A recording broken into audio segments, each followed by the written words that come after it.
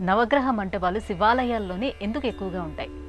నిజానికి ప్రతి గ్రహానికి ఆలయం ఉన్న క్షేత్రాలు కూడా ఉన్నాయి.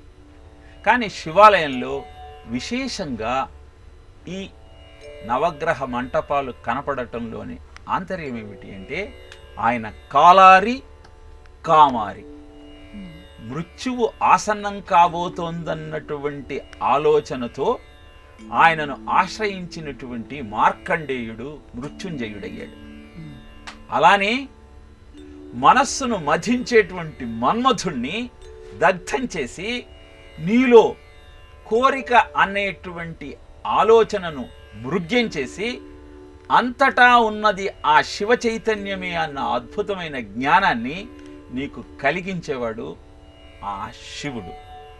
కాలానికి అధిపతి అయినటువంటి ఆ శివుడిని ఆశ్రయించి ఈ నవగ్రహముల ప్రభావం నుంచి బయటపడటం కోసం శివాలయంలోకి వెళ్ళిన మనము ఆ గ్రహములకు కూడా నమస్కరించి గ్రహ దోషములను పోగొట్టుకుంటూ శివుడి యొక్క అద్భుతమైన కృపా కటాక్ష వీక్షణాల ద్వారా దోషం నుంచి నివృత్తి పొందవచ్చు అన్న ఆలోచనతో శివాలయాలలో విశేషంగా నవగ్రహముల యొక్క స్థాపన చేయటం జరుగుతుంది.